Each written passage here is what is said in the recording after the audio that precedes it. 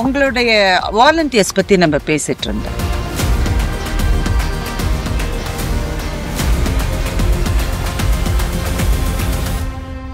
எது அவங்களை செலுத்துகிறது? What drives them? Me. நான் பாதி உயிராக இருந்தால் அவர் எல்லாம் அப்படி வேலை பண்ணுவாங்களாம். இப்போ இந்த செய்கிற வேலை எப்படின்னா வாழ்க்கையில் இதுதான் கடைசி வேலை, அந்த மாதிரி செய்வோம். இப்போ இந்த 42 வருஷத்தில் ஒரு ஈவெண்ட் கேன்சல் பண்ணல, ஒரு ஈவெண்ட்டுக்கு லேட்டாக போகல. நான் இப்படி என்ன ஒன்றும் நடக்கலையே, உடல்ல நடந்துருக்குது. ஆனால் அதெல்லாம் தடுத்துறதுக்கு அனுமதி கொடுக்கல. என்ன செய்யணுமோ அது செய்யணும்னு செஞ்சே ஆகணும். எனக்கு எண்ணமே இருக்கட்டும், எண்ணமே இருக்கட்டும். எங்கள் அம்மா மரண படுக்கையில் இருக்கிறாங்க. நான் ஹைதராபாத்தில் ப்ரோக்ராம் ஃபிக்ஸ் பண்ணியிருந்தேன். முதல்ல நான் அவர் கைப்பிடிச்சி கேட்டேன், இப்படி நான் இப்படி ஃபிக்ஸ் பண்ணிட்டேன், நான் கேன்சல் பண்ண முடியாது, நான் போயே ஆகணும், நீ போயிட்டு வா, நீ கவலை வச்சுக்கணும். எங்கள் அப்பாவுக்கு ரொம்ப கோவம் வந்துருச்சு. அம்மா எப்படி இருக்கிறப்போ நீ ஏதோ உங்கள் முக்கியமான வேலைன்னு சொல்கிறியே, என்னது நீ இப்போ போனால் திருப்பி வர வேண்டாம் வீட்டுக்குன்னு சொன்னாங்க.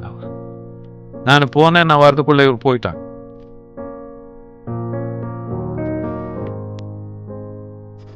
இப்படிதான் வாழ இருக்கிறோம் நாம். இது தெரியல மக்களுக்கு. மகாசிவராத்திரியில் லாஸ்ட் டைமு மக்களை கவனிச்சாங்களோ இல்லையோ, இது ஃபுல்லாக அப்படியே it's paralyse right side. I mean such excruciating pain.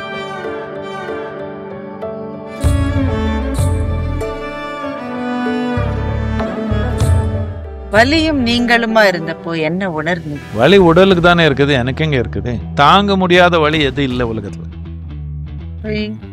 இடிச்சுக்கிட்டாலே நாங்க, அரே குழந்தை இருக்காங்க தானே உங்களுக்கு, தாங்க முடியாத வலி ஒன்றும் இல்லையே.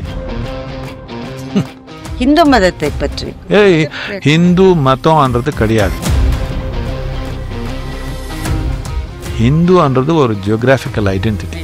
ஹிமாலயம், இந்து சாகர், இந்த ரெண்டு நடுவில் இருக்கிற இதுக்கு பூமிக்கு நாம ஹிந்துன்னு சொன்னோம்.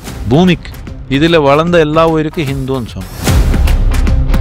இப்போ சனாதனன்றது என்னன்னா, இது தர்மம்னு சொன்னோம். தர்மம்னா மதம் இல்லை. யாரு சனாதன மதம்னு யாரும் சொல்லியே, சனாதன தர்ம. தர்மம்னா ஒரு சட்டம். துறவுன்றத பத்தி உங்களுடைய பார்வை என்ன? இது தனி மனிதனுடைய தேவை. நம்ம நாகரிகத்தில் பார்த்தீங்கன்னா, ஒரு 1000 வருஷத்துக்கு முன்னாடி பார்த்தீங்கன்னா, எப்பவுமே 30% மக்கள் துறவியா இருந்தாங்க. 30%. இப்போ கூட இந்த கும்பமேளா நடக்குது, போய் பாருங்க, லட்சக்கணக்கில் இருக்கிறாங்க. எங்கே இருந்தாங்க? எங்கேயோ குவைட்டாக இருக்கிறாங்க, யாருக்கு தொந்தரவு கொடுக்காம. இப்படி என்ன அவருக்கு உடல் இல்லையா, உடல் தேவை இல்லையா, மன தேவை இல்லையா? இருக்குது. அதை தாண்டி போகுன்ற ஆர்வம்ன்ற அதுக்கு மேலே இருக்குது. ஆசைய துன்பங்களுக்கு காரணம்ன்ற ஸ்டேட்மெண்ட் நீங்க எப்படி பாத்தீங்க? அப்படி இல்லை, நிறைவேறாத ஆசை. உங்களுக்கு வாழ்க்கையில் இது பண்ணிக்கணும்னு ஆசை இருக்குது, அது முடிஞ்சிச்சுன்னா அடுத்த ஆசை ரெடியாக இருக்குது, அது முடிச்சுட்டு அடுத்த ஆசை ரெடியாக இருக்குது. எப்பவுமே இப்படி தானே? அப்படின்னு எப்பவுமே ஒரு ஆசை நிறைவேறாமல் இருக்கும், சாகர் இருக்கும். அப்படின்னா எப்பவுமே துன்பம் நடந்தே இருக்கும் கதை. நமக்கு நேஷனல் ப்ரைடுன்றது குறைவா இருக்கா? நீங்கள் அமெரிக்காவில், யூரோப்பில் ஃபுல்லாக ஃப்ரீயாக இந்தியன்ஸுக்கு வீசா கொடுத்துட்டாங்கன்னா பாதி பேர் நீச்சல் அடித்து போயிடுவாங்க.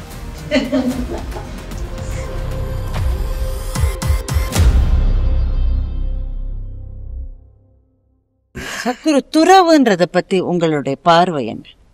துறவு பற்றி பேசுறதுக்கு பதிலாக மெஜாரிட்டி என்ன பண்ணுறாங்களோ அதை பற்றி பேசலாம். கல்யாணம்னா என்ன அடிப்படை? உடல் நிலையில், மனநிலையில், உணர்வு நிலையில் சில ஆர்வங்கள் இருக்குது.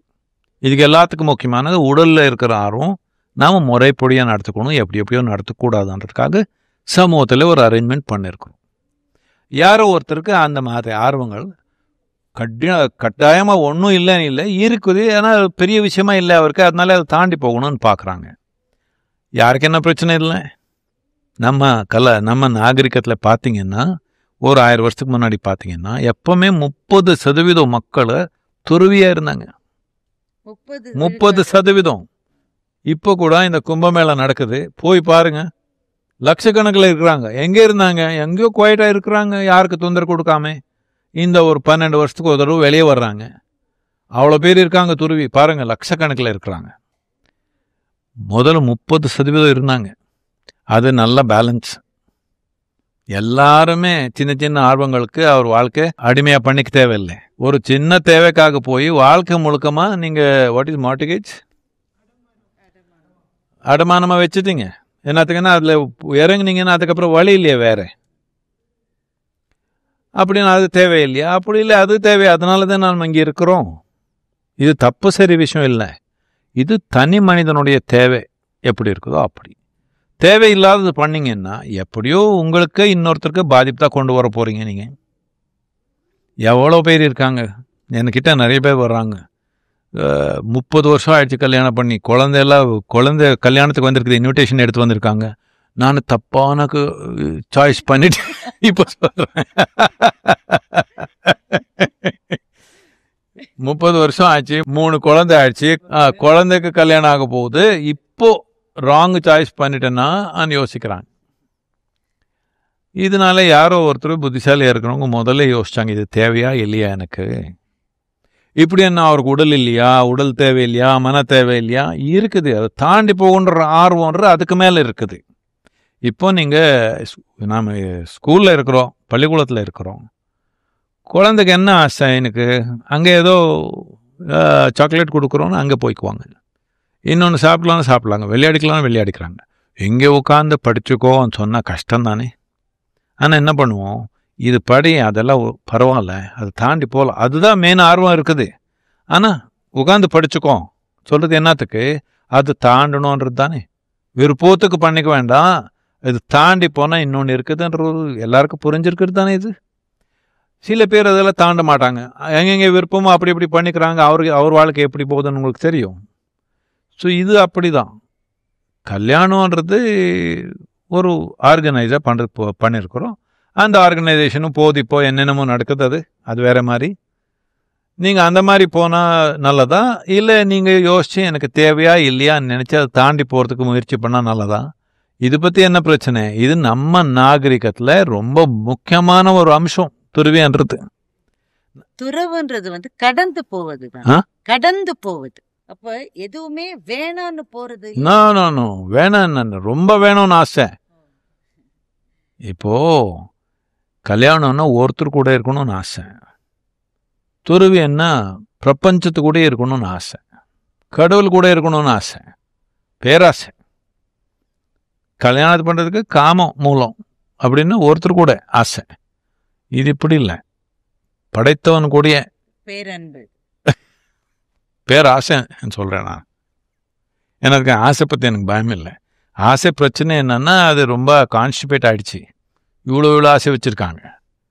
ஆசை வச்சுக்கிறது அட்லீஸ்ட் பெருசாக வச்சுக்கலாமே. நான் நல்லா இருக்கணும்னு ஆசை இருக்குது தானே எல்லாருக்கு. எல்லா உயிரும் நல்லா இருக்கணும்னு வச்சுக்கலாமே, என்ன பிரச்சனை உங்களுக்கு? அப்ப ஆசையே துன்பங்களுக்கு காரணம்ன்ற ஸ்டேட்மெண்ட்டை நீங்க எப்படி பாக்குறீங்க? அப்படி இல்லை, நிறைவேறாத ஆசை. ஆசைனாலே தானே எல்லா விதமான நன்மை கூட உங்களுக்கு வந்திருக்குது. துன்பங்களுக்கு மூலம்னு யாரை சொல்லிட்டாங்கன்னா நீங்கள் ஆன்னு சொல்லிடுவீங்களா? நிறைவேறாத ஆசை வருது. ஆனால் பிரச்சனை என்னன்னா, ஆசையுடைய முறை எப்படின்னா, உங்களுக்கு வாழ்க்கையில் இது பண்ணிக்கணும்னு ஆசை இருக்குது. அது முடிஞ்சிச்சுன்னா அது முடியறதுக்குள்ளே அடுத்த ஆசை ரெடியாக இருக்குது. அது முடிச்சுட்டா அடுத்த ஆசை ரெடியாக இருக்குது. எப்பவுமே இப்படி தானே. அப்படின்னு எப்பவுமே ஒரு ஆசை நிறைவேறாமல் இருக்கும், சாகர் இருக்கும். அப்படின்னா எப்பவுமே துன்பம் நடந்தே இருக்கும் கதை. இந்த அளவுக்கு புரியல என்ன மனிதனுக்கு. மூளை இல்லைன்னு தான் நான் நினச்சிக்கிறேன். அவர் துருவி இன்னொன்னு நினைக்கல, மூளை இல்லாத ஆளா நான் நினைக்கிறேன். Answer it so many times that you are frustrated with that question. அப்படிதான் கேள்வி இருக்கா? அப்படி ஒன்றும் இல்லை. I am never frustrated with any thing. Because நான் அந்த மாதிரி ஒரு இது யாருக்கு கொடுக்கல. அவர் என்ன சந்தோஷமாக பண்ண முடியும், இல்லை என்ன துன்பமாக பண்ண முடியும், என்ன ஃப்ரஸ்ட்ரேட் பண்ண முடியும், இன்னொன்று பண்ண, அதெல்லாம் அவர் கையில் வைக்கல, அது என் கையில் வச்சிருக்கிறேன். அதனால நீங்கள் என்ன வேணாலும் கேட்டுக்கோங்க, ஆனால் நான் எப்படி வேணாலும் பதில் சொல்லிக்கிறேன். அதுக்குதான் முதல்லயே நான் கேட்டுட்டேன். நீங்க சிரிக்கிறது சினம் கொள்வது யாரை பொறுத்துன்னு நான் முதல்லயே கேட்டுட்டேன் அது உங்கள்கிட்ட. நிறைய நான் அவங்கள சொல்லல சத்குரு, உங்களை பார்க்க வருகிற மக்கள் அதுல ஒரு பெரிய பகுதி வந்து வாலண்டியர்ஸ் தான் இங்க இருக்காங்க. இங்க நான் வந்து அவங்க நிறைய பேரை பார்த்தேன்.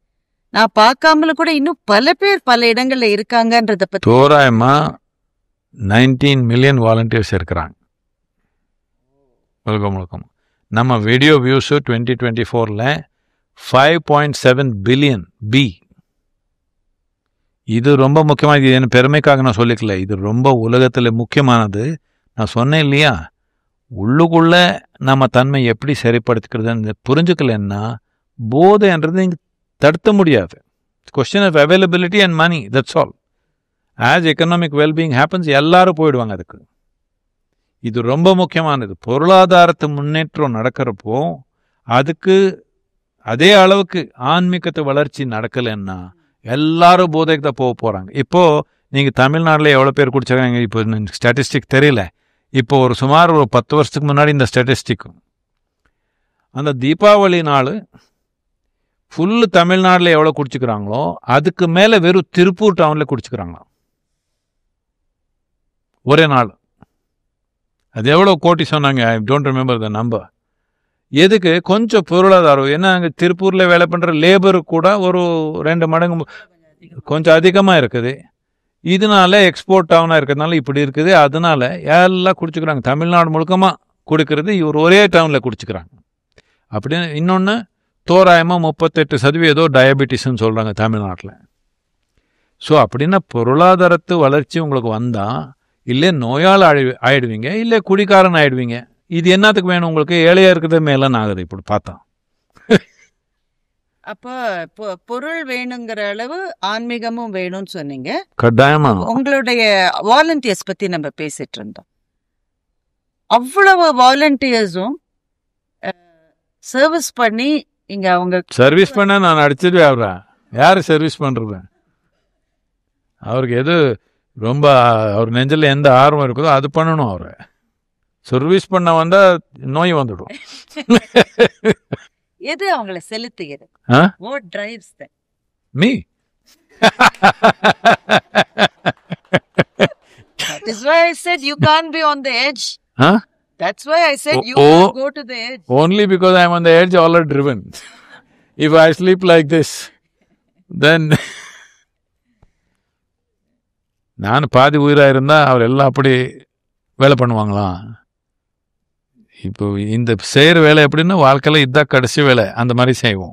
இப்போ ஈவன் இப்போ நீங்கள் அந்த பார்த்து சொன்னது லாஸ்ட் இயர் ஆன விஷயத்துக்காக நீங்கள் அந்த கேள்வி கேட்டீங்க முதல்ல. இது 6 வாரத்துக்கு முன்னாடியே எனக்கு தெரியும். ரொம்ப வலி வந்துடுச்சு எனக்கு தெரியும். ஏதோ கொஞ்சம் லீக்கேஜ் ஆகிடுச்சு. நான் தலை அங்கே இங்கே இடிச்சுக்கிறேன் கொஞ்சம் ஏதோ ஒன்று பண்ணுறப்போ. So small injuries led to this plus what ever. So நான் இது சரி பண்ணிக்கணும்னு நினச்சேன். டைமே ஆகலை. ஏதோ நடந்தே இருக்குது. எனக்குன்னா எல்லா ஸ்கெட்யூலும் 6 மாதம் 8 மாதம் முன்னாடியே ஃபிக்ஸ் ஆகிடுச்சு. எதுவும் தவிர்த்து முடியாது.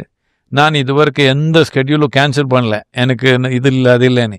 இப்போ இந்த 42 வருஷத்தில் ஒரு ஈவெண்ட் கேன்சல் பண்ணல, ஒரு ஈவெண்ட்டுக்கு லேட்டாக போகல நான். இப்படி என்ன ஒன்றும் நடக்கலையே, உடல்ல நடந்திருக்குது. ஆனால் அதெல்லாம் தடுத்துறதுக்கு அனுமதி கொடுக்கல. என்ன செய்யணுமோ அது செய்யணும்னு செஞ்சே ஆகணும். எனக்கு எண்ணமே இருக்கட்டும், எண்ணமே இருக்கட்டும். எங்கள் அம்மா இதில் இருக்கிறாங்க, what you say, death bed, மரணப்படுக்கையில் இருக்கிறாங்க. நான் ஹைதராபாத்தில் ப்ரோக்ராம் ஃபிக்ஸ் பண்ணியிருந்தேன் முதல்ல. நான் அவர் கைப்பிடிச்சி கேட்டேன், இப்படி நான் இப்படி ஃபிக்ஸ் பண்ணிட்டேன், நான் கேன்சல் பண்ண முடியாது, நான் போயே ஆகணும். நீ போயிட்டு வா, நீ கவலை வச்சுக்க வேணாம். எங்கள் அப்பாவுக்கு ரொம்ப கோவம் வந்துருச்சு. அம்மா எப்படி இருக்கிறப்போ நீ ஏதோ உங்கள் முக்கியமான வேலைன்னு சொல்கிறியே, என்னது நீ இப்போ போனால் திருப்பி வர வேண்டாம் வீட்டுக்குன்னு சொன்னாங்க அவர். நான் போனேன், நான் வரதுக்குள்ளே இவர் போயிட்டாங்க. இப்படி தான் வாழ இருக்கிறோம் நாம். இது தெரியல மக்களுக்கு. இது ஒரு விஷயம் இல்லை, எல்லா விஷயத்துல இப்படி தான். இது ஒருக்கு 42 வருஷத்தில் எதோ ஃபிக்ஸ் பண்ணி இதை கேன்சல் பண்ணாமா. இப்போ தான் இந்த ஒரு வருடத்தில் டோட்டலாக டவுன் ஆனதுனால கொஞ்சம் கேன்சலேஷன். இப்போ திருப்பி எல்லாமே ஆரம்பிக்குது.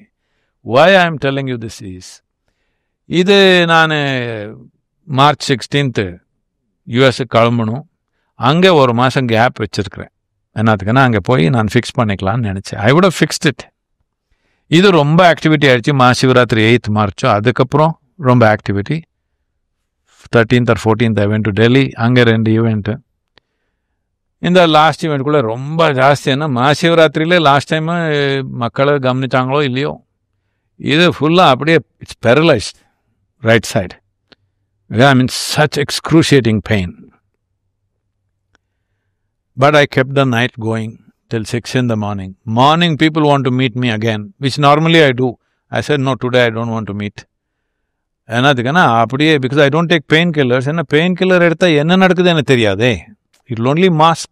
பெயின் கில்லரை நமக்கு it's not a cure. It is only masking the pain. So you don't even know what damage you're doing to yourself. So அந்த லாஸ்ட் ஈவெண்ட் இந்தியா டுடேல இன்டர்வியூ இருக்குது. டாக்டர் சொன்னாங்க, இது போகவே கூடாது, நீங்கள் இந்த மீடியன்னு 8.5 millimeter சைடுக்கு போயிடுச்சு, 12க்கு போயிடுச்சுன்னா முடிஞ்சிச்சு உங்கள் கதைன்னு சொன்னாங்க. நான் அவருக்கு தெரிஞ்சவங்க தான் நான் சொன்னேன், இப்படி ஏதோ ஃபேமிலி எமர்ஜென்சி இருக்குது, நான் போகணும், வர முடியாதுன்னு சொன்னேன். ஐயோ சத்குரு, எப்படி உங்கள் நம்பி தான் எல்லோரும் டிக்கெட் வாங்கியிருக்காங்க, நீங்கள் வரலன்னா என்ன ஆகும் நம்ம ஈவெண்ட்டு? சரிம்மா நான் வரேன்னு சொல்லிட்டேன். டாக்டர் சொன்னாங்க, முடியவே முடியாது, நீங்கள் போகக்கூடாது. நான் சொல்லிட்டேன், நான் போகணும். அவர் டாக்டர் வந்து உட்காந்தாங்க இது கான்ஃபரன்ஸில். 3/4 மணி நேரம் இன்டர்வியூ. உங்கள் மாதிரி தான் அவர். 3/4 மணி நேரம் இன்டர்வியூ. 3/4 மணி நேரம் ஆயிடுச்சு. நான் எந்த மாதிரி வழியில் இருக்கிறேன்னு சொல்ல முடியாது. நீங்கள் அந்த இன்டர்வியூ பார்க்கணும். I must have shrunk a little bit because I'm in so much pain. Unbelievable pain I am going through. நான் அந்த இன்டர்வியூ முடித்தேன். இன்னும் கடைசி ஒரு 4-5-10 நிமிஷம் இருக்குது. எடுத்து கால் இப்படி இப்படி இப்படி இப்படி ஆடுது. எனக்கு தெரியும் தாண்டிட்ட எல்லா லிமிட் என்ன. My leg is moving like this by itself. 45 நிமிஷம் முடிஞ்சிச்சு. நான் முடிக்கலான்னு பார்க்குறேன். அவர் இன்னொரு கேள்வி கேட்குறாங்க. டாக்டர் அப்படியே நான் வெளியே வந்தால் காரிடரில் இப்படி பார்த்தாங்க என்ன.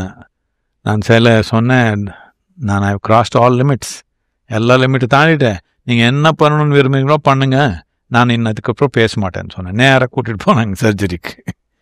அதை பார்த்தாதான் இன்னொரு ஆக்சிடெண்ட் ஆகிடுச்சு. ரோடு ஆக்சிடெண்ட் இல்லை, இப்படியே நான் கொஞ்சம் மண்டை அடிச்சிடுவேன் இங்கே ஏதோ. திருப்பி இன்னொரு சர்ஜரி ஆகிடுச்சு, emergency. So we cancelled everything for a few months and recovered. But அந்த 1 மாதம் அமெரிக்காவில் நான் எது ஸ்கெடியூல் இல்லாமல் இருந்தால் I would have fixed it myself. கொஞ்சம் எக்ஸஸ் ஆயிடுச்சு, எட்ஜு கொஞ்சம் தாண்டிடுச்சு ஓரளவு. இப்படி தானே வலியும் நீங்களுமா இருந்தப்போ என்ன உணர்ந்தீங்க? வலி நீங்க இருந்தப்போ வலி உடலுக்கு தானே இருக்குது, எனக்கு எங்க இருக்குது? உடல் செயல்படுதுன்னா வலி தாங்கிக்கிற மாதிரி தானே இருக்குது.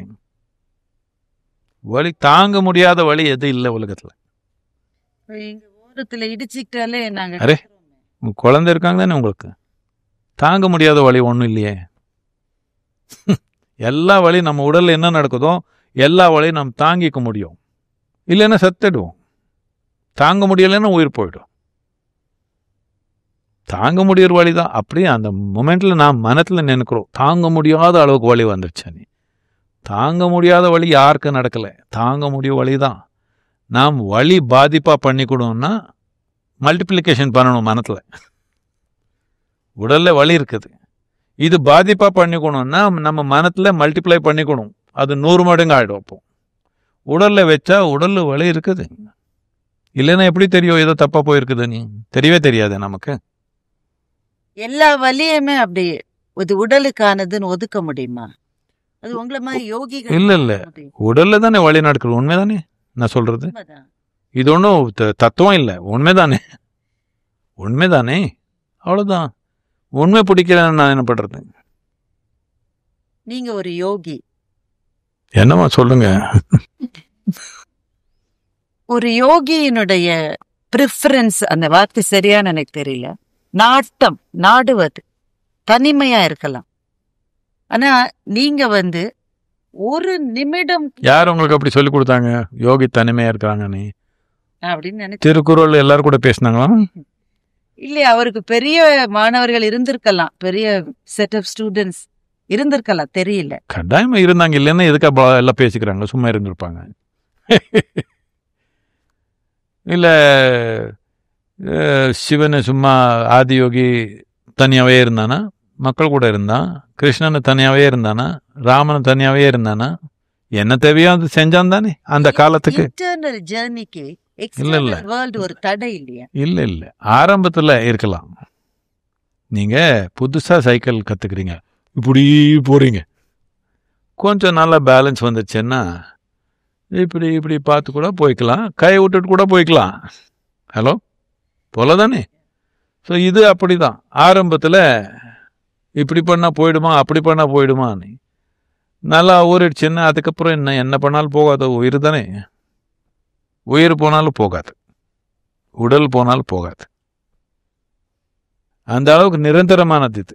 இதுக்கு தான் நாம் இதுக்கு சனாதனம்னு சொல்கிறோம். என்னத்துக்குன்னா நிரந்தரமானது. உள்தன்மைக்கு சம்மந்தப்பட்ட விஷயத்துக்கு சனாதனம்னு சொல்கிறோம், நிரந்தரமானது.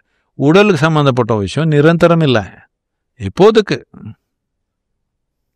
சனாதனம்னு நீங்க சொன்னதுனால ஹிந்து மதத்தை பற்றி நமக்கு ஹிந்து மதம்ன்றது கிடையாது. ஹிந்துன்றது ஒரு ஜியோகிராஃபிக்கல் ஐடென்டிட்டி. சனாதனத்துக்கு ஹிந்துன்னா நான் சொல்லிடலாம் இவருக்காக, உங்க வியூவர்ஸ்க்காக. ஹிமாலயம், இந்து சாகரம், இந்த ரெண்டு நடுவில் இருக்கிற இதுக்கு பூமிக்கு நாம ஹிந்துன்னு சொன்னோம். பூமிக்கு இதில் வளர்ந்த எல்லா உயிருக்கும் ஹிந்துன்னு சொன்னோம். இப்போ ஆப்பிரிக்காவில் வளர்ந்த ஒரு யானைக்கு ஆப்பிரிக்கா யானைன்னு சொல்லுவோம். அப்படின்னா இங்கே வளர்ந்த யானை ஹிந்து யானை, ஹிந்துஸ்தானில் வளர்ந்தது ஹிந்து யானை. இப்போ நாம் என்ன பண்ணோம், ஹிந்துன்னா ஒரு குறிப்பிட்ட பங்குக்கு மட்டும் ஹிந்துன்னு சொல்கிறோம். அப்படி இல்லை. ஹிந்துன்றது இந்த நாடு, இந்த ஒரு நிலம். இப்போ சனாதனம்ன்றது என்னன்னா இது தர்மம்னு சொன்னோம். தர்மம்னா மதம் இல்லை. யாரு சனாதன மதம்னு யாரும் சொல்லியே, சனாதன தர்மம்னா ஒரு சட்டம். இப்போ நாம் இங்கே உட்காந்துக்கணும்னா கொஞ்சம் ஃபிசிக்கல் லாஸ் இருக்குது, லாஸ் ஆஃப் கிராவிட்டின்னு இருக்குது. இது கூட நீங்கள் ஒன்றிய இல்லைன்னா நீங்கள் கீழே விழுந்துருவீங்க. உண்மைதானே? லாஸ் ஆஃப் ரொட்டேஷன் என்ன இருக்குது, அது கூட இருந்தால் தானே நீங்கள் ஒரு கப்பல் இதில் போக முடியும். இதே விதமாக உலகத்தில் நாம் வாழ்கிறதுக்கு பொருள் நிலையில பலவிதமான சட்டங்கள் இருக்குது. உங்களுக்கு புரிஞ்சதோ இல்லையோ, நீங்கள் அது கூட இருந்தால் தான் அந்த செயல் செய்ய முடியும், இல்லைன்னா நீங்கள் செய்ய முடியாது. இது இந்த கிராவிட்டியேன்னு வச்சுக்கோங்க. யாரோ ஒருத்தர் இப்படி இப்படி இப்படி இப்படி நடந்து போய்க்கலாம், அதே பெரிய விஷயம் அவருக்கு. என்னத்துக்குன்னா அந்த அளவுக்கு தான் அவருக்கு கிராவிட்டி புரிஞ்சிருக்குது. இன்னொருத்தர் அப்படியே பறக்கலாம், ஆடலாம், என்ன வேணா பண்ணிக்கலாம். என்னத்துக்கு அவருக்கு அந்த அளவுக்கு புரிஞ்சிருக்குதுன்னா மூளையில் இல்லை, இங்கே புரிஞ்சிருச்சு, இந்த உடலுக்கே புரிஞ்சிருச்சு, இந்த உயிருக்கு புரிஞ்சிருச்சு. இதே விதமாக இது எல்லாமே பொருள் தன்மைக்கு சம்பந்தப்பட்ட சட்டங்கள் எல்லாமே மாறுது, சூழ்நிலை ஏற்பட்டு மாறுது. ஒரு தலைமுறையில் உண்மையாக இருக்குது, இன்னொரு தலைமுறை உண்மை இல்லை. சமூகத்துக்கு சம்மந்தப்பட்ட விஷயம், இந்த பூமிக்கு சம்மந்தப்பட்ட விஷயம் இங்கே உண்மையாக இருக்குது, மேலே போனால் உண்மையாக இல்லை. இப்போ ஸ்பேஸில் போகிறாங்க, கிராவிட்டியில் இப்படி போகிறாங்க. என்னத்துக்கு அங்கே சட்டம் வேறு மாதிரி சட்டம். ஆனால் உள்தன்மைக்கு சம்மந்தப்பட்ட சட்டம் சனாதனம், நிரந்தரமானது. இதுக்கு நாம் சனாதனம்னு சொன்னோம். அப்படின்னா நம்ம முக்கியமான நோக்கம் இதுதான் இருக்குது. இந்த ஒரு நாகரிகத்தில் உள்ளோ, நீங்கள் ஏதோ திருக்குறள் சொன்னீங்களே, உள்ளோ அவர் மனம்னு சொன்னாங்க. உள்நன்மைன்றது எல்லாத்துக்கும் முக்கியமானது.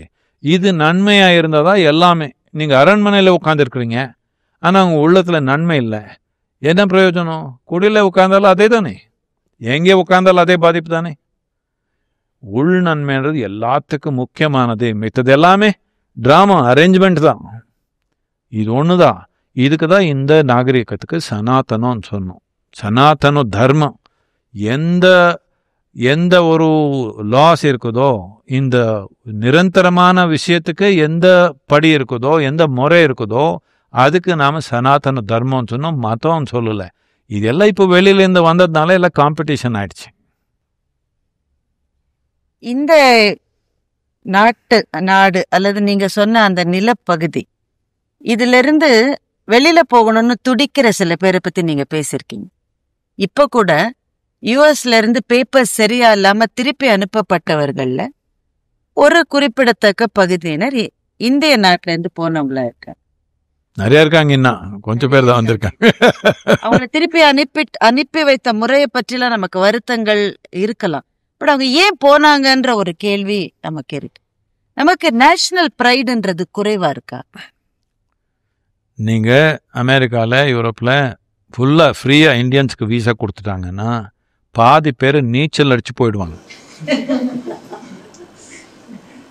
எதுக்குன்னா பொருளாதாரத்து நன்மை, சமூகத்து நிலையில் நன்மையாக இருக்கிறதுக்கு ஆர்வம் அவ்வளோ இருக்குது. நம்ம சுதந்திரம் நமக்கு இப்போ 75 வருஷம் ஆயிடுச்சு. இப்போதான் ஒரு அளவுக்கு பொருளாதாரத்து தன்மை கொஞ்சம் விரிவடி. இல்லைன்னா இந்த பூரா நாட்டில் ஒரு 100-200 ஃபேமிலி தான் நல்லா, ஒரு 500 ஃபேமிலின்னு வச்சுக்கோங்க, இல்லை ஒரு 1000 ஃபேமிலின்னு வச்சுக்கோங்க, அவர் தான் நல்லா வளர்ந்தாங்க.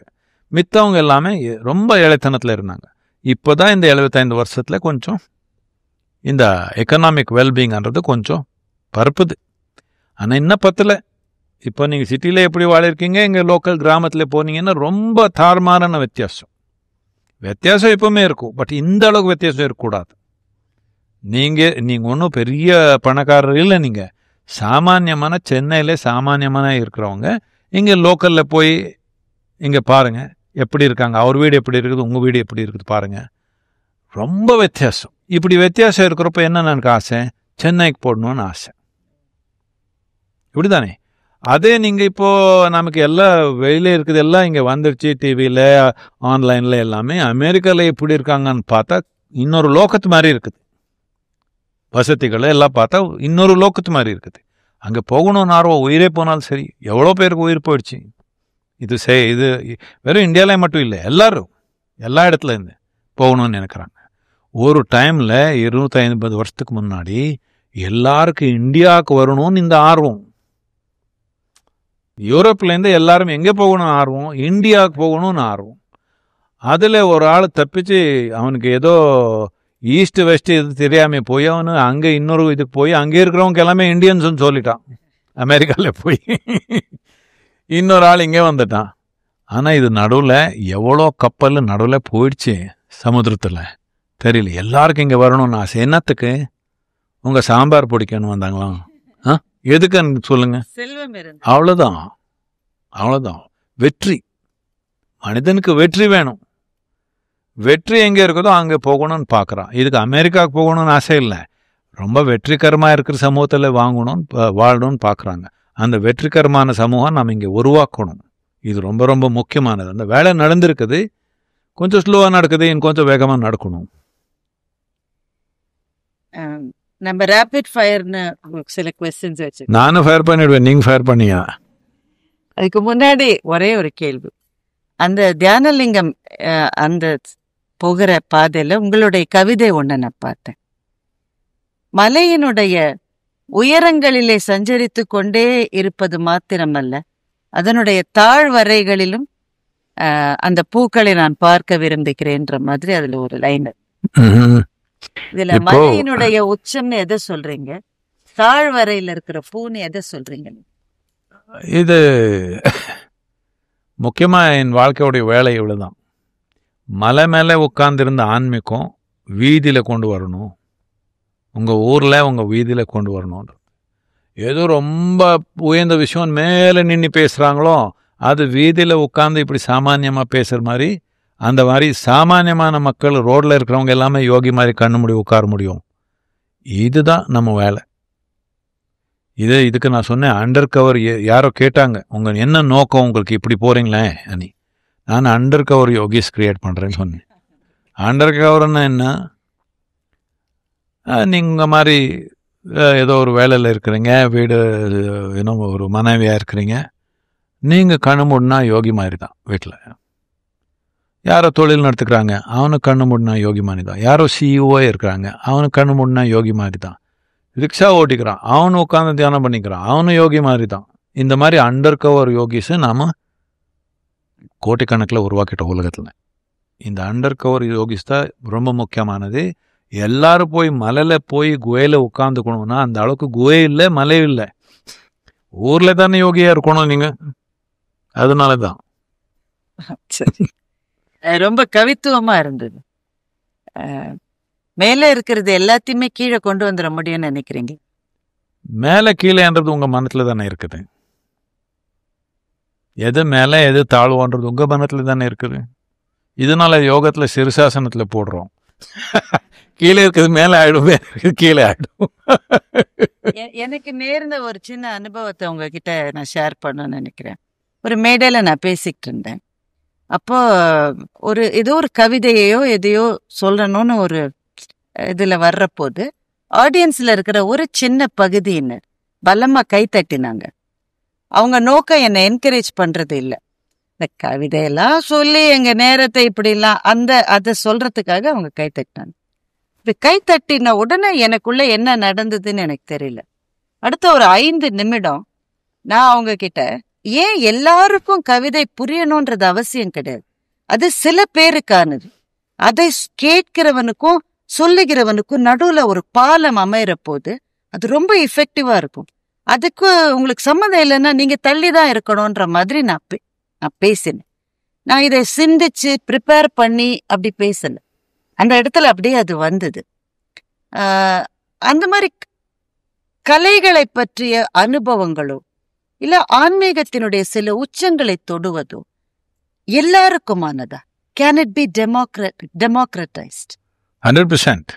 It is for everybody. இப்போ நீங்க மவுண்ட் எவரெஸ்ட் ஏற முடியுமா? கஷ்டம் என்ன, முடியாதுமா. நீங்க கூட்டிட்டு போனா வந்துருவேன் உங்க கூட படப்படன்னு ஏறி. இப்போ அந்த மிஸ்டர் போல்ட் இருக்கிறாங்க தெரியுமா, 100 மீட்டர் அவரு 9 செகண்ட்ல ஓடுறாங்க. நீங்க ஓட முடியுமா? No good. இந்த மாதிரி நிறைய விஷயம் இருக்குது, அதெல்லாம் நீங்க பண்ண முடியாது. ஆனா நீங்க உள்நோக்கி போக முடியுமா? 100% விருப்பம் இருந்தா, அனுமதி இருந்தா 100%. இது ஒரு விஷயம் எல்லா மனிதனும் பண்ண முடியும். மித்த உடல்நிலையில செய்யற செயல், மனநிலை செயல் நீங்க செய்யறது நான் செய்ய முடியாது, நான் செய்யறது நீங்க செய்ய முடியாது. இப்படித்தானே இருக்குது உலகம். அதே நல்லது. எல்லாரும் ஒரே வேலை பண்ண என்ன இருக்கும்? ஆனா உள்நோக்கி போறதுன்றது பிரத்தியொரு மனிதனும் செய்ய முடியும். அந்த நோக்கம் நம்ம சமூகத்தில் உருவாக்கலைன்னா வேற எங்க போயிடுவாங்க. இது நம்ம கலாச்சாரத்தில், நம்ம இந்த ஒரு நாகரிகத்தில் உள்நோக்கி போறதுன்றது எல்லாத்துக்கும் உயர்ந்ததுன்னு முதல்லேருந்து வச்சிருக்கிறோம். ஒரு ராஜன் இருந்தாலும் ஒரு யோகி வந்தா போய் காலில் விழுக்கிற, எதுக்கு? நீ உள்நோக்கி போயிருக்கிறான் தானே. ராஜனா உட்காந்துக்கிறது, சிம்மாசனத்தில் உட்கார்றது பெரிய விஷயம் இல்லை. உள்நோக்கி போயிருக்கிறான்னா உயிருக்கு மூலமானது தொட்டு இருக்கிறான், அது கூட தொடர்பு வச்சிருக்கிறான். அதுதான் எல்லாத்துக்கும் முக்கியமானதுன்னு இந்த நாகரிகத்தில் முதல்லேருந்து வந்திருக்குது. இப்போ அது கெடுத்ததுக்கு முயற்சி பண்ணுறாங்க. அப்படியெல்லாம் கெடுத்த முடியாது. என்னதுக்குன்னா உங்களுக்குள்ள ஒரு அனுபவம் வந்துடுச்சுன்னா அது தானாகவே புரிஞ்சுவிடும் எல்லாத்துக்கும் முக்கியமானது எதுன்னு.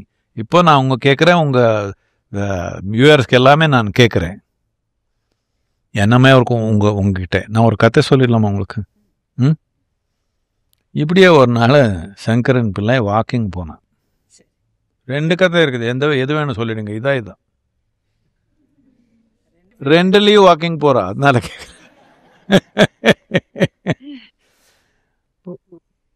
இது சொல்லிடலாம். வாக்கிங் போறான். அப்படியே ஊருக்கு வேலையை இப்படி போனா இந்த மாதிரி ஆலமரத்துக்கு கீழே திருப்பி மரம் பாருங்க. ஆலமரத்துக்கு கீழே இந்த மாதிரி ஒரு கட்டை இருக்குது, அங்கே ஒரு யோகி உட்காந்துருக்குறான். அப்போ தானே இங்கேருந்து வந்து உட்காந்துக்கிறான். எப்பவுமே அப்படிதான் யோகி எல்லாம் வந்தால் ஊருக்கு வெளியே போயுமா ஒரு மரம் இருக்கும், அதில் உட்காந்துக்குவாங்க. ஏதோ பிச்சை வேணும்னா ஊருக்குள்ளே வந்து போயிடுவாங்க, திருப்பி அங்கே உட்காந்துக்குவோம். மக்கள் பார்க்கணுன்னா அங்கே போய் பார்ப்பாங்க. இப்படி உட்காந்துருக்குறான் ஆனந்தமா. சங்கரன் பிள்ளை பார்த்தான், ஏன்னா இப்படி உட்காந்துருக்கான் ஒன்றும் இல்லாமல்.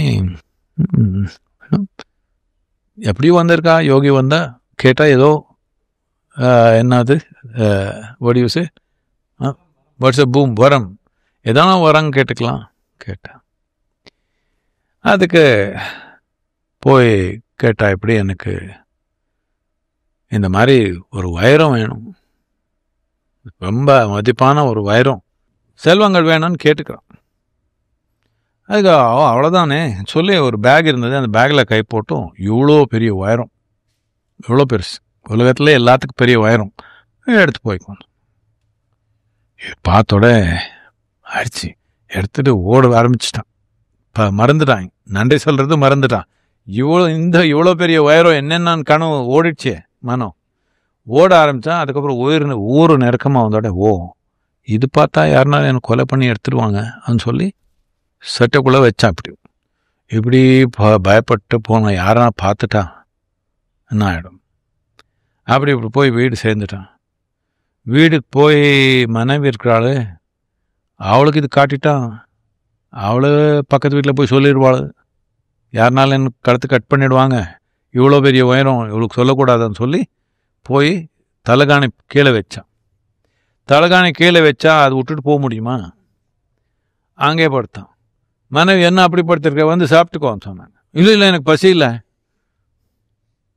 விட்டுட்டு வர முடியாது. படுத்தா பசினாலே தூக்கம் வரல. அது மட்டும் இல்லை, தலைகாணிக்கையில் இவ்வளோ பேர் கல் இருக்குது.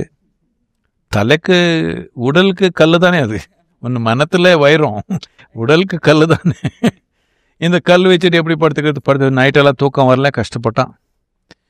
பூரா நைட்டு கஷ்டப்பட்டுட்டு காலையில் முழிச்சுட்டு வைரம் எடுத்து திருப்பி உள்ளே வச்சு போனான் அங்கே யோகிக்கிட்ட. இல்லை நான் நேற்று வந்தேன், ஏதோ ஒன்று வரேன்னு கேட்டேன், இப்படியே உலகத்தில் எல்லாத்துக்கும் பெரிய வைரம் அப்படி கொடுத்துட்டீங்க, இவ்வளோ பெரிய வைரம் எனக்கு இப்படி நீங்கள் கொடுக்கணும்னா உங்ககிட்ட வேற ஏதோ இருக்கணுமே, அது என்னான்னு கேட்டாங்க. அப்படின்னு அந்த கல் வீசிட்டு இங்கே உட்காந்து சொன்னாங்க. இது அவ்வளோதான். இதுக்கு நீங்கள் துருவி இன்னொன்று பேர் கொடுத்துக்கலாம். இவ்வளோதான். உள்ள ஒன்று நல்லா வச்சுருந்தா மித்தது எல்லாமே அரேஞ்ச்மெண்ட் எப்படி இருந்தாலும் இருக்கலாம். நான் கேட்குறது என்னன்னா, நீங்கள் இப்படி இருக்கிறீங்க, உங்கள் வீட்டில் என்னென்ன தேவையோ வசதி எல்லாம் இருக்குது. உங்கள் பாட்டிக்கு இதெல்லாம் இருந்ததா? இல்லை. அவர் பாட்டிக்கு இருந்ததா? இல்லை. இப்படியே போனால் ஒரு 10,000 வருஷத்துக்கு முன்னாடி உங்கள் முன்னோர்கள் எங்கேயோ இருந்தாங்க, குடியில் இருந்தாங்களோ இல்லை குகையில் இருந்தாங்களோ தெரியல, எங்கேயோ இருந்தாங்க. அவர் முடிஞ்ச அளவுக்கு சந்தோஷமாக ஆனந்தமாக இருந்தாங்க தானே. இந்த வசதினாலே இருந்தாங்களா? இப்போ உங்களுக்கு அந்த வசதி இல்லைன்னா, உங்கள் அந்த முன்னோர்கள் பாட்டி இருந்தாங்களே அந்த மாதிரி நீங்கள் ஆயிட்டீங்கன்னா, நான் ரொம்ப ஏழையே அவருக்கு அது இருக்குதே இது இருக்குதே நீங்கள் கஷ்டப்பட்டுக்கிறீங்க, அவ்வளோதான். இங்கே நாம் அந்த மாதிரி கஷ்டப்படல. நமக்கு ஒரே சாப்பாடு, நம்ம ஆனந்தமாக இருக்கிறோம். 2 சாப்பாடு தான் ஆனந்தமாக இருக்கிறோம். அதுக்கு மேலே நமக்கு தேவையில்லைன்னு நமக்கு தெரியும். நாம் சாயந்தரம் குடிச்சுக்கு தேவையில்லை, அமைதியாக இருக்குது. எப்படியோ அமைதியாக தான் இருக்கிறோம். அந்த சாத்திரம்ன்றது இல்லைன்னா சமூகம் முன்னாடி போகாது. எது சாத்திரம்ன்றத போராடுகிற ஒரு போராடுங்க. அதே ஆசை இருந்தா போராடுங்க. அதுக்கு என்ன, எனக்கு என்ன பிரச்சனை? சமூக முன்னேற்றமா போகணும்னா மனிதனுக்கு புத்தி கூர்மை சமநிலை வேணும். போராட்டம் இல்லை. போராட்டம் என்ன, நான் இப்படி போக முயற்சி பண்றேன், நீங்க இப்படி போக முயற்சி பண்றீங்க, நாம் 2 பேர் இப்படி பண்ணி யாரோ ஒருத்தர் இங்கே சாகணும். அப்போதான் இன்னொரு ஆள் முன்னேற்றமாக போக முடியும். மனித சமூகங்கள் இந்த மாதிரி அனாಹುತமாக போயிருக்குது. ஆனால் நம்ம 2 பேருக்கு மூளை இருந்தால், சமநிலை இருந்தால் 2 பேரும் இப்படி சுகமாக கைப்பிடிச்சி முன்னாடி போயிடலாம். அந்த புத்தி வரல இன்னும். ரொம்ப அழகா அதை சொன்னீங்க, நன்றி. இப்போ கொஞ்சம் வேகமான கேள்விகள். நீங்க எப்போ விரும்பி சாப்பிட்டு ஆனா அதை ஒத்துக்காத சாப்பாடு ஏதாவது ஐட்டம் இருக்கு? I admit I like everything. அப்படி ஏதாவது குறிப்பிட்ட உணவு? அப்படி ஏதாவது? No, I don't understand the question. Secretly? No, secretly. Openly I like. What is that? Everything. People ask me. No, it's not dull. People ask me wherever I am, Sadhguru, you're traveling so much, which is your favorite place? This place right now. One, in US, one journalist, a lady journalist, Sadhguru, who is your favorite person? I said, you. She said, young woman, like this. I said, don't get excited. I am made like this. When I am talking to you, you are everything to me. I don't think you're nothing. When I'm talking to you, you're everything to me. That's why I give my best. The moment I'm done with you, maybe I'll go wherever I am, whoever is there, whatever I am doing is the most important thing in my life at that moment. I do that totally. The same goes for food. I may have some preferences, but preferences are not important when I'm eating it. When I'm not eating it, I may think maybe it's better to eat that. But when food arrives in front of me, I thoroughly enjoy what is there and eat it. That is why with little food, the body is good. I spent my life without going to hospitals because I eat food with utmost gratitude for what it is. I can bang my head, that's different. ஸ்பிரிச்சுவாலிட்டியை பற்றி பேசுற போது இது பயங்கரமான ஹைப்னு ஒரு வார்த்தை இருக்கு. அதே ஓவரா அத பில்டப் பண்ணி சொல்றது, ரொம்ப அதிகமா சொல்றது. யாரு அந்த மாதிரி ஸ்பிரிச்சுவாலிட்டில என்ன சொல்றாங்க? எந்த ஒரு விஷயம் மிகைப்படுத்தப்பட்டு சொல்லப்படுகிறது. ஆன்மீகம் ஸ்பிரிச்சுவாலிட்டினாலே ரொம்ப ஓவரா சொல்றாங்க அப்படின்ற மாதிரி ஏதாவது இருக்கா? இந்த முக்கியமா ஸ்பிரிச்சுவாலிட்டி என்ன, it's about the spirit, which means it is about, English word ஸ்பிரிட்னு இருக்கலாம், அது இப்போ ஸ்பிரிட்டான பாட்டிலில் இருக்குதுன்னு நினச்சிக்கிறாங்க. இது உள்ளோன்னு சொல்லிக்கலாம் தமிழில். இது உள்ளத்தை பற்றி. இது படுத்தி மிகப்படுத்தி என்ன சொல்ல முடியும்? ஒன்றும் சொல்ல முடியாது. உயிருக்கு மூலமானதை என்ன மிகப்படுத்த முடியும் நீங்கள்? அதுக்கு மேலே சொல்ல முடியுமா? அதுக்கு மேலே எல்லா உயிருக்கு மூலமானது, நம்ம உயிருக்கு மட்டும் இல்லை, எல்லா உயிருக்கு மூலமானது தான் இங்கே இருக்குது. இது எப்படி மிகப்படுத்த முடியும்? நமக்கு இங்கே இருக்கும் உயிர் படைத்தல், இதுக்கு எல்லாம் மூலமானது எப்படி நீங்கள் மிகப்படுத்த முடியும்? உங்களால் என்ன மிகப்படுத்த, என்னமா சொன்னாலும் பத்தாது. ஆனால் பிரச்சனை என்ன வரும்னா, இந்த உணர்வு பூர்ணமாக இங்கே இல்லாமல் புத்தகம் படித்து ஆன்மீகம் பண்ணுறாங்க, அப்போ மிகப்படுத்துகிறாங்க, என்னென்னமோ சொல்லிக்கிறாங்க. இப்படி சொன்னால் கோல்டு செயின் வருதுன்னு சொல்கிறாங்க. கோல்டுக்கு எங்கே வேல்யூ இருக்குதுன்னு கேட்குறேன். மார்க்கெட்டில் மட்டும்தானே. இப்போ நான் சொன்னேன் அந்த வைரம் கல் தானே.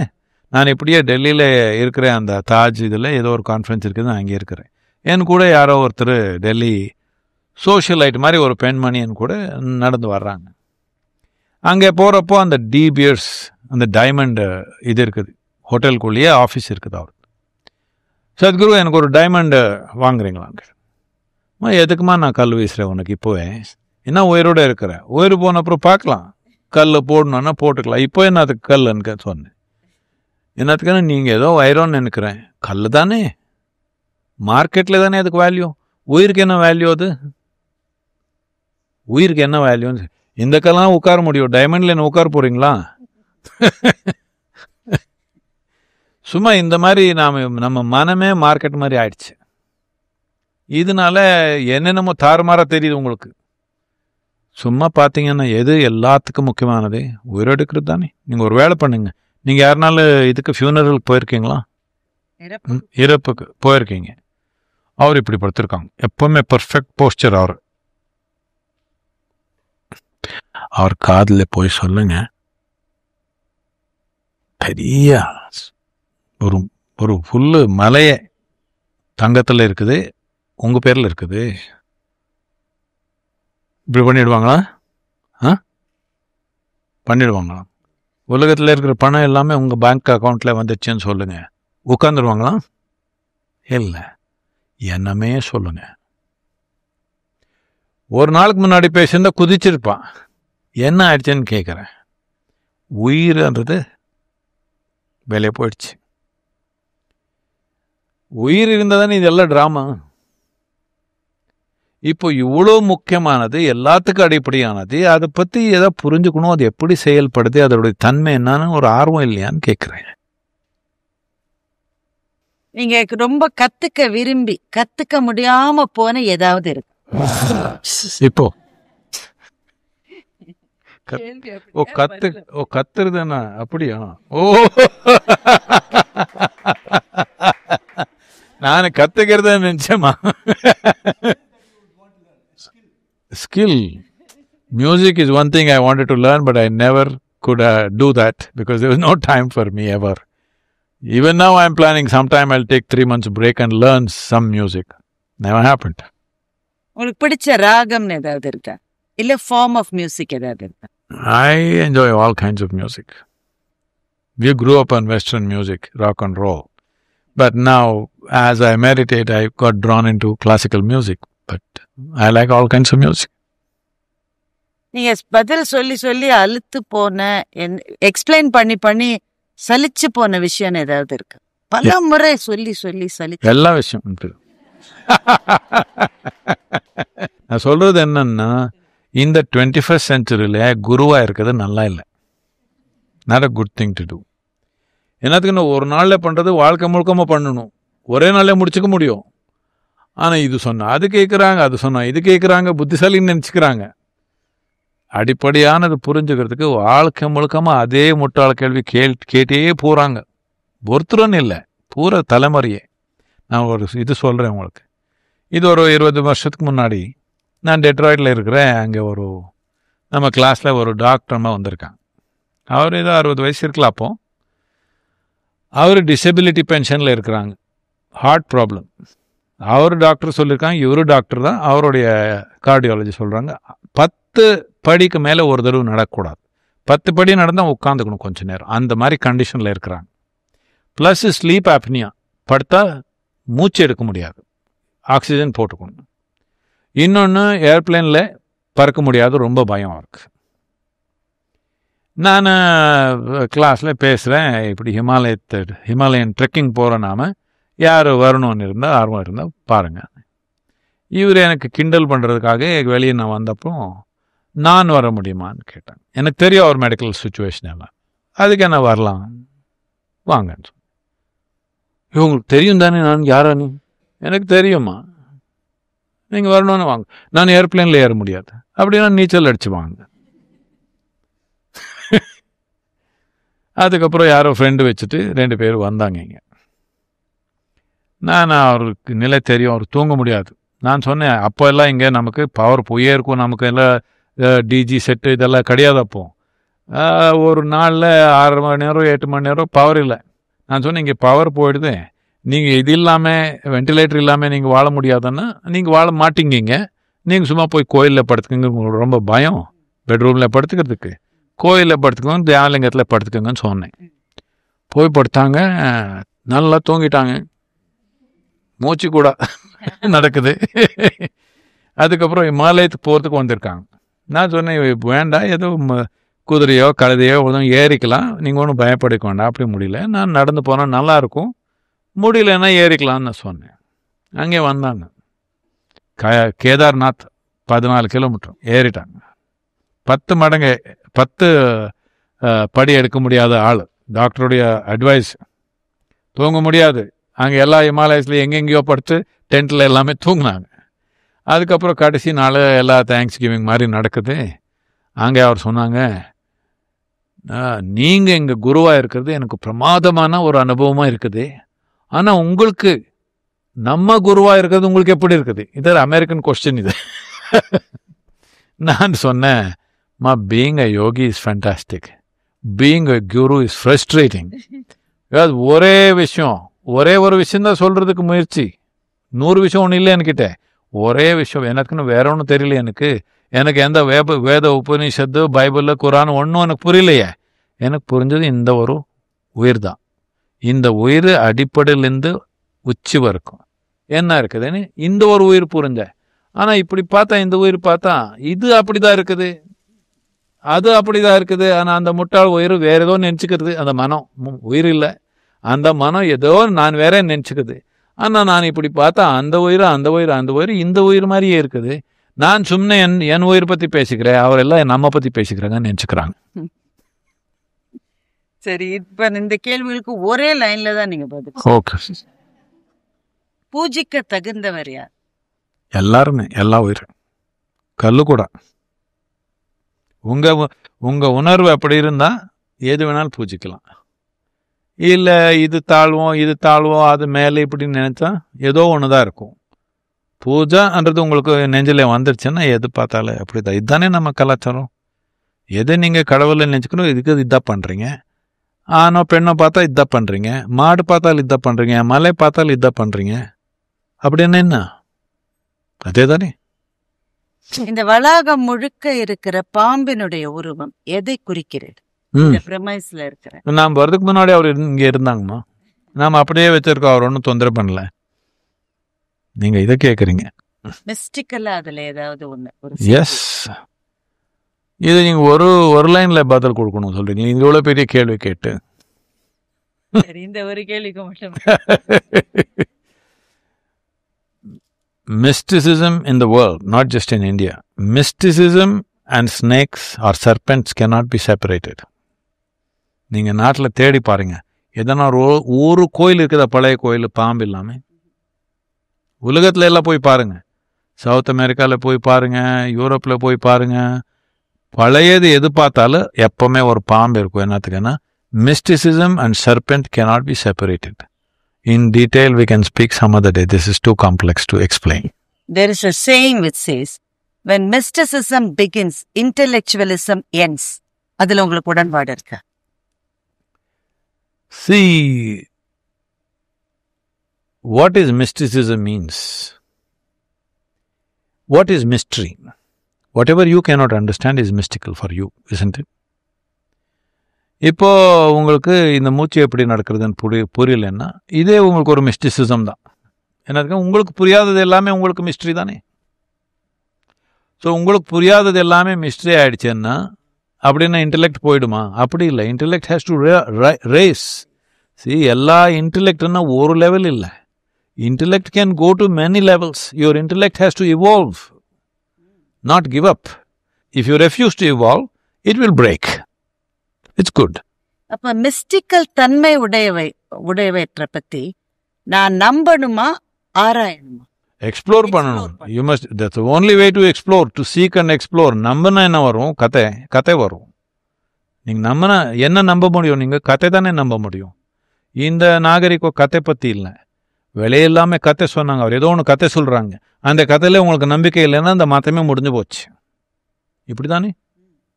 இங்க அப்படி கதை இல்லை, நமக்கு எது பத்தியும் நம்பிக்கை இல்லை. ஆனா தேடுதல் இருக்குது. தேடுதல்ன்றது நாம் உருவாக்குனது இல்லை, மனிதனுடைய புத்தி கூர்மையே அப்படி இருக்குது. ஏதோ கதை சொல்லிக்கலன்னா தேடுதல் நடந்தே இருக்குது. கதை சொல்லிட்டு தேடுதல் தூங்க வைக்கிறாங்க. கதை சொல்ல வேண்டாம்.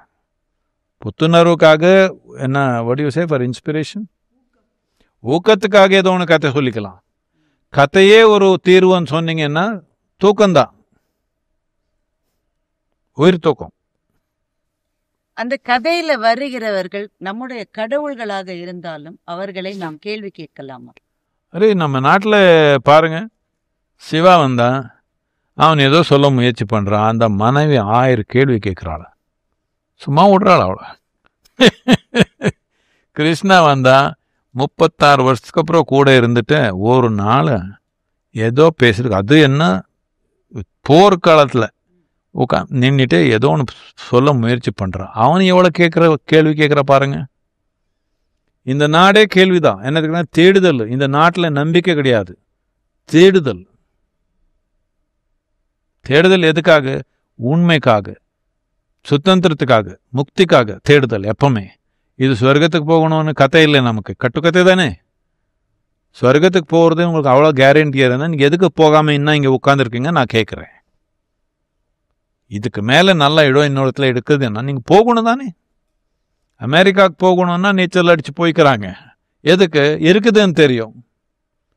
ஒரு டைமில் கொலம்பஸ் போனப்போ அது கதை தான். கதை தேடி போய் அவனுக்கு ஏதோ ஒன்று கிடச்சிருச்சு. அவன் இங்கே வரணும்னு நினைச்சப்பாவும். ஒரு சீக்கர், அதாவது நீங்க சொன்னீங்களே தேடி போ, ஒரு சீக்கரனுடைய கடமை என்ன? தேடணும் தீவிரமா, உயிரெல்லாம் போட்டு தேடணும். பாதி இல்லை, சும்மா இப்படி பண்ணி விடுறது இல்லை. அது curiosity, that's not seeking. Seeking means you invest your life into it. Then only there is seeking. If you hesitate to invest your life in it, there is no seeking, only curiosity. நான் என்னுடைய வாழ்க்கையில எதையெல்லாம் விட்டு கொடுத்துட்டு தேடணும்? விட்டு கொடுக்கறதுக்கு என்ன இருக்குது? என்ன இருக்குது உங்ககிட்ட? ஒன்றும் இல்லாமல் வந்தேன்னு சொன்னீங்களே, திருப்பி என்ன விட்டு கொடுக்க போறீங்கன்னு கேட்குறேன். ஒன்றும் இல்லாதவன பெரிய தானம் பண்ணிடுவேன்னு என்ன அர்த்தம்? சும்மா ஏமாற்றம் தானே. என்ன ஏமாற்ற முயற்சி பண்றீங்களா, இல்லை உங்களுக்கு உங்களே நீங்க ஏமாத்துக்கிறதுக்கு முயற்சி பண்றீங்களா? கவனிக்கொண்டு தானே. ஒன்றும் இல்லாமல் வந்தீங்க, எல்லாம் விட்டுடணுமான என்ன இருக்குது உங்ககிட்ட? இது ரொம்ப ப்ரொஃபவுண்டா இருக்கு. எதுவுமே இல்லைன்னு நம்புறது கொஞ்சம் இல்லை, நம்புறது இல்லைம்மா, நீங்க நம்ப தேவையில்லை. நீங்க என்ன செல்போன் பிடிச்சி பிறந்தீங்களா? இல்லை. போறப்போ எடுத்து போறீங்களா கண்டெய்னர்ல? இல்லை. ஒன்றும் இல்லாமல் வந்தீங்க, ஒன்றும் இல்லாமல் போறீங்க. இது நான் என்ன தத்துவம் சொல்றேன்னா இல்லை உண்மையா? இது அடிப்படையான உண்மையா இல்லை தத்துவமான்னு கேட்குறேன். இதுதான் அடிப்படை. அடிப்படையை விட்டுட்டு வாழணும். எப்படி வாழ முடியும்? ஃபவுண்டேஷன் விட்டுட்டு இந்த பில்டிங் போனா கீழே விழுகத்தானே இது. அவ்வளோதான் ஆகும் வாழ்க்கை. ஒரு குரு மாணவனுக்கு என்ன கொடுக்கிறார்? ஒரு மாணவன் குருவுக்கு என்ன கொடுக்கிறான்? குரு கிவ்ஸ் நத்திங், எல்லாமே எடுத்துடுவான். எல்லாமே எடுத்துடுவான. என்ன என்ன இருக்குதுன்னு அதுக்கு தானே சொல்றேன். என்ன இருக்குது உங்ககிட்ட எடுத்துக்கிறதுக்கு? என்ன இருக்குதுன்னு நினைக்கிறீங்க உங்ககிட்ட எடுக்கிறதுக்கு? ஒன்றும் இல்லை. ஓ, என்கிட்ட தங்கம் இருக்குது, இது இருக்குது. அது உனக்கு ரொம்ப மதிப்பா இருக்கலாம், எனக்கு ஒன்றும் மதிப்பா இல்லையே. எனக்கு மதிப்பா இருந்தா அதான் பண்ணியிருப்பேன் நான் வாழ்க்கையில. பணம் சொத்து ரொம்ப எனக்கு மதிப்பா இருந்தா என் மனத்துல அதானே பண்ணிருப்பேன். என்ன அதுக்கு திறமை இல்லைன்னு நினைக்கிறீங்களா? When there is a clash of dharmas, இது ஒரு தர்மம் அது ஒரு தர்மம், ரெண்டுத்துக்கும் நடுவுல ஏதோ ஒரு போராட்டம் வர்ற போது நீங்க எப்படி கைட் பண்ணுவீங்க? தர்மத்துல எந்த போராட்டம் இல்லை, மதங்கள்ல போராட்டம் இருக்கலாம். தர்மம்னு என்ன? தர்ம சங்கடம்னு ஒரு வார்த்தையே இருக்கு. தர்ம சங்கடம்ன்றது அது வேற மாதிரி வார்த்தை. தர்ம சங்கடம் உங்களுக்குள்ள மனதுக்குள்ள இருக்கிற இல்ல, மனத்துக்குள்ள இருக்க போராட்டத்துக்கு தர்ம சங்கடம் சொல்லுவோம். தர்ம சங்கடம் எதுக்கு வந்திருக்குதுன்னா, நீங்க ஏதோ ஒன்று நிர்ணயிக்கணும், இப்படி போகலாமா இப்படி போகலாமான்னு. அப்போ நிர்ணயிக்க முடியல, தர்ம சங்கடம். அதான் தர்ம சங்கடம். இப்படி போயிடலாமா இப்படி போயிடலாமான்னு. எப்படி போனால் நீங்க, நான் சொல்றது என்னன்னா, இப்படி போனாலும் அப்படி போனாலும் ஒன்றும் வித்தியாசம் இல்லை. நீங்க கல்யாணம் பண்ணாலும் துருவியானாலும் ஒன்றும் வித்தியாசம் இல்லை. முழு ஈடுபாடா உயிரே அதுல போட்டிங்கன்னா ஏதோ ஒன்று நல்லது நடக்கும். ஈடுபாடு இல்லாம இங்க போனாலும் அங்கே போனாலும் அதே தான் சங்கடம். உங்களை பார்க்க வர்ற பல பேர் உங்கள்கிட்ட கேட்டிருக்கலாம், எனக்கு ஏன் இந்த கஷ்டம் வந்து? பக்கத்து வீட்டுக்காருக்கு வந்திருக்கணும், எனக்கு எதுக்கு வந்துடுச்சுன்னு. Why me அப்படின்ற கேள்விதான் இன்னைக்கு மிக அதிகமா கேட்கப்படுகிற இன்னொருத்துக்கு அவருக்கு வந்திருக்கணும், எனக்கு எதுக்கு வந்துருச்சுன்னு. அசிங்கம் தானே இது.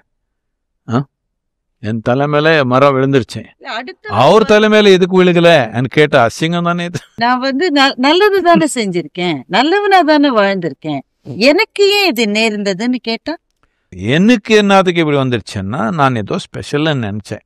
நான் ரொம்ப ஸ்பெஷல், அவருக்கு அது நார்மல். அவருக்கு வந்துருச்சு, அவருக்கு இதெல்லாம் நார்மல், எனக்கு வந்துருச்சு ஆனா நான் ரொம்ப ஸ்பெஷல்.